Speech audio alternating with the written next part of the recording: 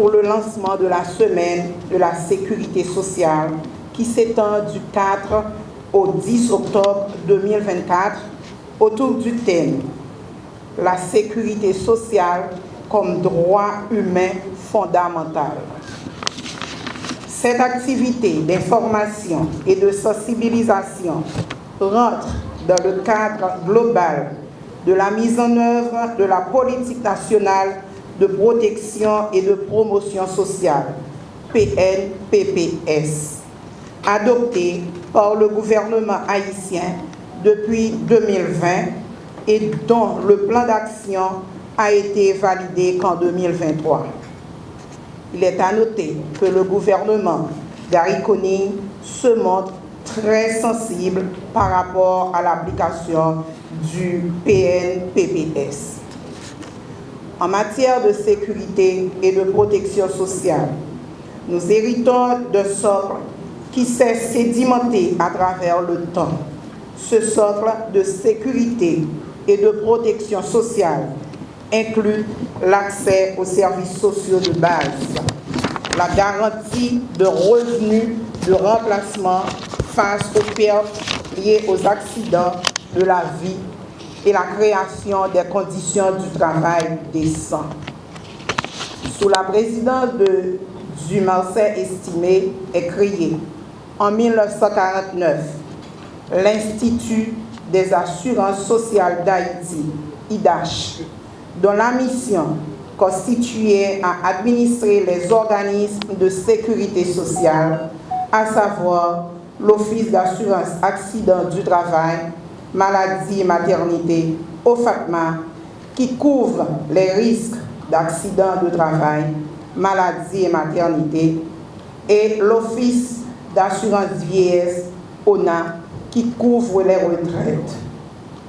Aujourd'hui, le système officiel de sécurité et de protection sociale comprend 4 volets. Premièrement, l'assistance sociale. Deuxièmement, les soins médicaux aux personnes. Troisièmement, l'assurance sociale. Et quatrièmement, la régulation du marché du travail. Chaque volet s'allie, piloté par un organisme spécialisé de l'État, mais qui sous tutelle ministère Affaires sociales et du travail. Ceci sur la base d'un double régime contributif, avait dit qu'il y a des gens qui contribuaient, nous avons besoin de ça, c'est ONA et OFACMA, et un autre pilier qui n'a pas contribué, c'est CAS, EPPLS, IBERS, ONM et BCF. Dans le cadre du régime contributif, la sécurité sociale permet la fourniture d'un ensemble de prestations ou services financés majoritairement par des cotisations tant des employés que des employeurs. Elle repose sur le principe du partage des risques entre tous les membres de la société. Chacun contribue selon ses moyens et reçoit des prestations en fonction de ses besoins. Cette mutualisation des ressources permet de protéger les individus contre les aléas de la vie, contre la maladie, contre le chômage ou la vieillesse. Dans le cas du régime non contributif, l'État fournit des prestations et des services aux bénéficiaires à partir des ressources allouées par le budget national. La cohésion sociale fonde cette approche qui vise à réduire les inégalités en assurant un minimum de protection à toutes les citoyennes et à tous les citoyens. Ce système incarne les principes de justice sociale et d'égalité et se base aussi sur la solidarité, la responsabilité collective et le soutien intergénérationnel en prévenant la pauvreté et l'exclusion sociale. En contribuant à un tel système de sécurité sociale, les individus participent à la protection de toutes et de tous.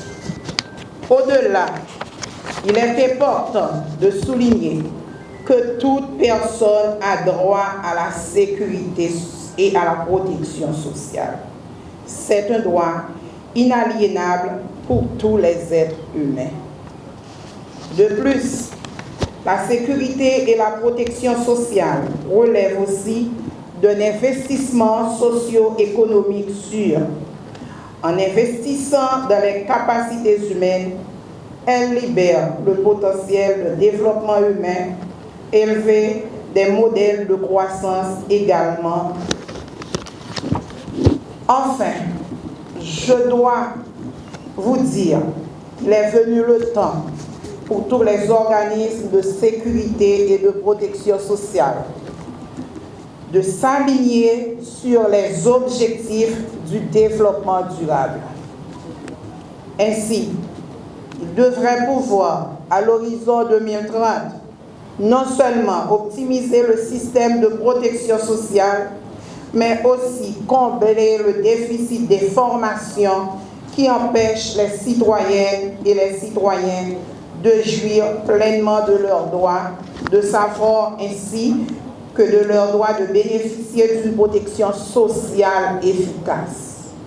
Nous passons semaine ça à aider citoyennes et citoyens à joindre information sur ça chaque organisme ça a fait. Au nom du ministre des Affaires sociales et du Travail, en mon nom propre et en celui de tous les organismes de sécurité et de protection sociale, je déclare lancer la semaine de la sécurité sociale ainsi que les activités qui la supportent. Madame Lovely Stanley Numa, porte-parole du ministre des Affaires sociales et du Travail, en l'occurrence M. Georges Wilbert Franck, se fera un plaisir de vous communiquer les différentes actions inscrites dans le cadre de cette semaine de la sécurité sociale. Je tiens à remercier le Conseil présidentiel de transition, CPT, le gouvernement CONIE qui supporte cette activité, cette semaine de riches activités en vue de travailler sur le renforcement de sécurité sociale en Haïti. Je vous remercie toutes et tous qui êtes ici présents et vous souhaite bonne semaine de sécurité sociale. Merci.